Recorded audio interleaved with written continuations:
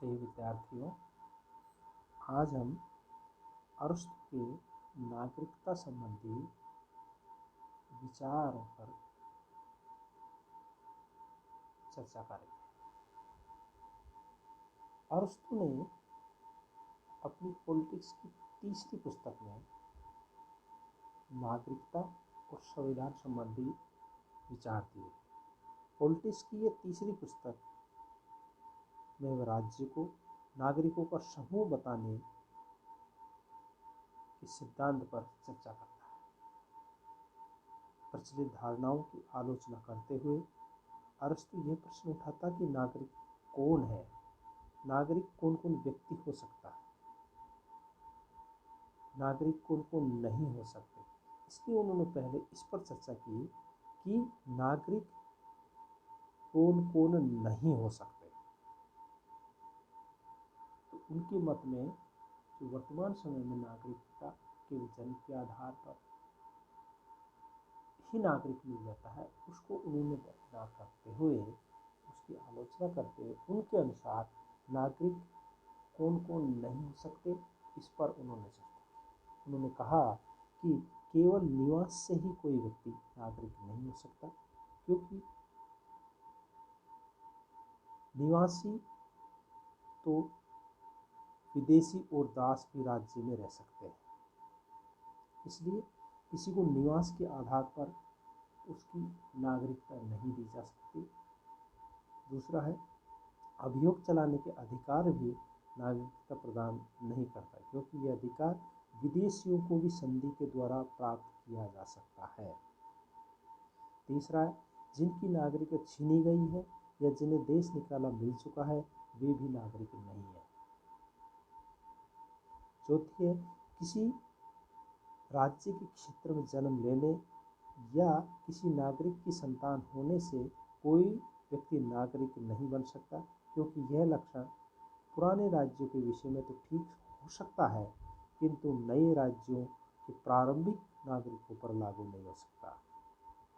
इससे यह सारांश निकलता है कि अरस्तु केवल निवास करने से, अभियोग चलाने से, जिनकी नागरिकता छीनी गई है, और जन्म लेने से या किसी नागरिक की संतान होने से किसी को नागरिक नहीं दी जा सकती। इसलिए उन्होंने कहा कि नागरिक ये व्यक्ति नहीं हो सकते। अरस्तु के अनुसार नागरिकता का निर्धारण जन्म, निवास स्थान, कानूनी अधिकारों से नहीं हो सकता, वरना इस संबंध में व्यक्ति की राजनीतिक क्षेत्र में सक्रियता को महत्व देता है। जो व्यक्ति राजनीतिक क्षेत्र में सक्रिय होगा वही नागरिक होगा। अरस्तु के अनुसार वह व्यक्ति नागरिक है जो स्थायी रूप से न्याय के प्रशासन और राजकीय पदों को ग्रहण की प्रक्रिया में भाग लेता है। अर्थात जो न्याय प्रशासन में और राजकीय पदों पर कार्य करता है वही नागरिक हो सकता है। बिल्कुल भिन्न परिभाषा है। न्याय प्रशासन और राजकीय पदों को जो व्यक्ति सुशोभित करेगा वही नागरिक होगा। लोकतंत्र के लिए वह यह लक्षण को अधिक स्पष्ट करते हुए कहता है कि वह व्यक्ति नागरिक है जो राज्य के न्याय संबंधी और कानून निर्माण में भाग लेता है। इस प्रकार नागरिक के संबंध में उसके विचार वर्तमान समय के विचारों से बहुत भिन्न है। उनका नागरिक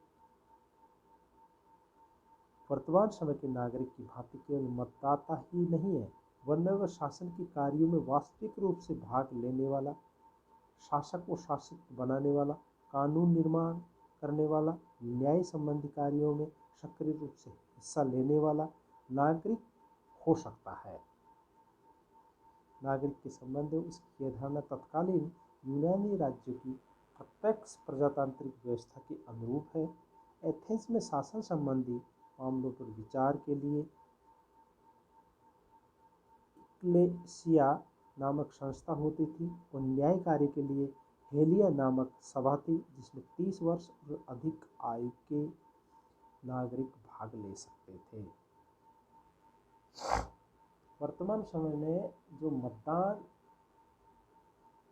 वह व्यक्ति दे सकता है, मतदान के माध्यम से मतदान में भाग ले सकता था, उसी को नागरिक माना जाता है। लेकिन उन्होंने इससे भी आगे बढ़कर जो न्याय प्रशासन और राजनीतिक सक्रियता निभाता है वही व्यक्ति नागरिक हो सकता है। उन्होंने आगे बताया कि नागरिकों के आवश्यक गुण क्या क्या हो सकते हैं। उन्होंने कहा कि नागरिक की परिभाषा के बाद वह स्वयं प्रश्न उपस्थित होता है कि नागरिकता किन्हें प्राप्त होनी चाहिए। अरस्तु छोटे छोटे हिस्सों में इसको बांटता है। अरस्तु प्लेटो के समान ही नागरिकता को सीमित रखने के पक्ष में थे। उनके अनुसार शासन के न्यायिक और कानून कार्यों को संपादित करने के लिए अत्यधिक विकसित बुद्धि, नैतिक शक्ति और व्यवहारिक बुद्धिमत्ता की आवश्यकता होती है। उसे शासक और शासित दोनों ही रूपों में कार्य करने वाली क्षमता प्राप्त होनी चाहिए। व्यक्ति द्वारा वे गुण केवल उसी स्थिति में प्राप्त किए जा सकते हैं जबकि उसके पास अवकाश हो। अवकाश से मतलब है छुट्टी से नहीं, अवकाश से मतलब है अरस्तु का कि राज्य कार्य में सक्रिय भागीदारी निभाए। अरस्तु के लिए अवकाश का तात्पर्य छुट्टी से नहीं है, वरना इन कार्यों को रोकने से है जो अपने आप में साध्य है, साधन है। खानों में काम करना, मकान बनाना, व्यवसाय करना, ये सब कार्य जीवन का उपार्जित के साधन है, साध्य नहीं। जबकि ज्ञान, चित्रकला, राजनीति आदि कार्य अपने आप में साध्य। अरस्तु का विचार है कि जिन व्यक्तियों का सारा समय शक्ति जीव का उपार्जन के कार्य में लग जाती है, दूसरे शब्दों में अवकाश नहीं मिलता, वे सार्वजनिक क्षेत्र के प्रति अपने उत्तरदायित्व का संपादन नहीं कर सकता। अरस्तु कहता है कि नागरिकों को अवकाश मिलना चाहिए। अवकाश से मतलब यह है कि उनको केवल जीवन यापन से संबंधित कार्य नहीं करने पड़े, उनको राजनीति, शिक्षा, ज्ञान, चित्रकला इन आदि कार्यों में सक्रिय रहना चाहिए। इस प्रकार वो निम्न व्यक्तियों को नागरिकता से वंचित भी करता है। वो कहता है कि संपत्ति वहन व्यक्ति नागरिक नहीं होना चाहिए क्योंकि ये वर्ग गुणों का विकास नहीं कर सकता, इसकी राज्य के प्रति कोई रुचि नहीं होती, इसलिए संपत्ति वहन वर्ग को राज्य के प्रबंधन में कोई अनुभव नहीं होता। पहला कहता है जिसके पास में संपत्ति होगी वही व्यक्ति नागरिक होगा। दूसरा वो कहता है कि दासों को भी नागरिकता प्राप्त नहीं होनी चाहिए क्योंकि ये पारंपरिक जीवन में दास मात्र होते हैं।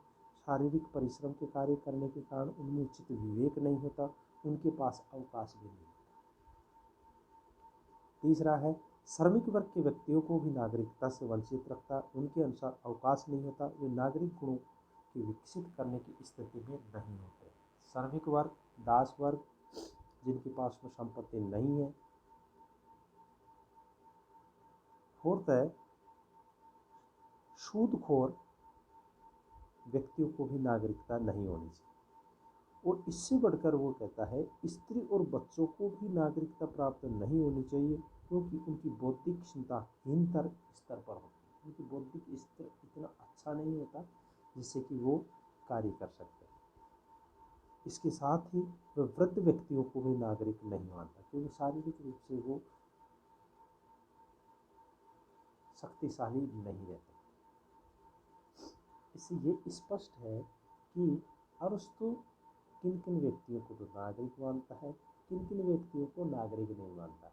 उन्होंने वहाँ की वर्तमान उस समय की जो परिस्थितियाँ थी उसके अनुसार ये सिद्धांत दिए और उनका मत था कि राज्य में नागरिक उन्हीं व्यक्तियों को मिलना चाहिए जिनको अवकाश प्राप्त है और जो राजनीतिक सक्रियता से कानून निर्माण में और न्याय संबंधी कार्य में, कानून निर्माण और न्याय संबंधी कार्य में जो व्यक्ति भाग लेता है वही व्यक्ति राज्य का नागरिक होगा। नागरिक होने के लिए किसी व्यक्ति को जन्म लेना आवश्यक नहीं है। उन्होंने स्पष्ट रूप से ये कहा कि संपत्ति वहन व्यक्ति नागरिक नहीं होगा, दासों को नागरिक नहीं दिया जाएगा, श्रमिक वर्ग को नागरिक नहीं दिया जाएगा, और सूदखोर व्यक्तियों को नागरिकता नहीं जाए, स्त्री और बच्चों को नागरिकता नहीं जाए, और वृद्ध व्यक्तियों को भी नागरिकता नहीं जाएगी। इसके आधार पर हम अरस्तु के इस सिद्धांत की आलोचना भी कर सकते हैं। अरस्तु ने जो ये सिद्धांत दिया नागरिकता संबंधी, अत्यधिक सीमित और संकुचित है। उसने इसमें से बहुत बड़ा भाग था जो दासों का, श्रमिकों, व्यापारियों का, वृद्धों का, स्त्रियों का और बच्चों का, उसको इससे वंचित रख दिया। जबकि केवल उसमें जो कानून निर्माण करने वाले और न्याय प्रशासन में भाग लेने वाले व्यक्ति ही नागरिक होंगे। इससे अलावा जितने भी व्यक्ति होंगे वो सारे नागरिक नहीं होंगे।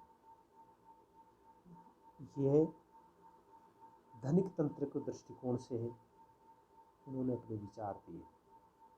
संपत्तिशाली व्यक्ति ही नागरिक होगा, जो कि उचित नहीं है। यह व्यवस्था अधिक जनसंख्या वाले व्यक्ति अधिक जनसंख्या वाले राज्यों पर लागू नहीं हो सकती, क्योंकि कम जनसंख्या वाले राज्यों पर यह लागू हो सकती है, लेकिन अधिक जनसंख्या वाले राज्य पर इसको किसी भी तरह से लागू नहीं किया जा सकता। और इस तरह की नागरिकता से संबंधित विचारों के आधार पर राज्य अनेक गुटों में बंट जाएगा, जिससे असंतोष उत्पन्न होने की पूरी संभावना है। उसके नागरिकता संबंधी विचारों की एक और आलोचना ये की जाती है कि यह वर्तमान प्रतिनिधित्व शासन व्यवस्था में इसकी संभावना कम है। अरस्तु नागरिकों को कानून निर्माण और जूरी सदस्य कार्य प्रदान करता है, परंतु वर्तमान समय में प्रतिनिधित्व शासन वाले राज्य में अरस्तु के इस आदर्श को अपनाना संभव नहीं है, क्योंकि प्रतिनिधित्व शासन में प्रत्येक व्यक्ति को कानून निर्माता नहीं हो सकता। इसी प्रकार एक आलोचना और है प्रवासी नागरिकों पर लागू नहीं। इसके आधार पर विदेशों में बसाए गए उपनिवेशों की संपूर्ण जनता भी इस अधिकार का उपयोग नहीं कर सकती, क्योंकि कानून निर्मात्री सभा और न्यायालय की सदस्यता उपनिवेशों में रहने वाले व्यक्तियों तक विस्तृत नहीं की जा सकती। इस प्रकार हम कह सकते हैं कि अरस्तु के नागरिकता संबंधी धारणा न तो सैद्धांतिक दृष्टि से श्रेष्ठ कही जा सकती और न ही व्यवहारिक रूप से इसको अपनाया जा सकता। लेकिन फिर भी अरस्तु ने उस समय की जो परिस्थितियाँ थी, जो विचार थे, जो दृष्टिकोण थे, उसके आधार पर जो उन्होंने नागरिकता संबंधी अपने विचार दिए, वो अपने आप में उस समय के सबसे प्रासंगिक विचार है। उन्होंने कहा कि नागरिक वह व्यक्ति होगा जो कानून निर्माण और न्याय प्रशासन में सक्रिय रूप से भाग लेगा, अर्थात जिस व्यक्ति के पास में अवकाश होगा वही व्यक्ति नागरिक होगा। जन्म लेने से कोई नागरिक किसी राज्य का नागरिक नहीं बन जाता। उन्होंने दासों को, संपत्तिहीनों को, श्रमिक वर्ग को, सूदखोरों को, स्त्रियों और बच्चों को और वृद्ध व्यक्तियों को नागरिकता से वंचित किया है। आज केवल नागरिकता संबंधी विचारों पर अपन अध्ययन किया। कल अब दूसरे चैप्टर पर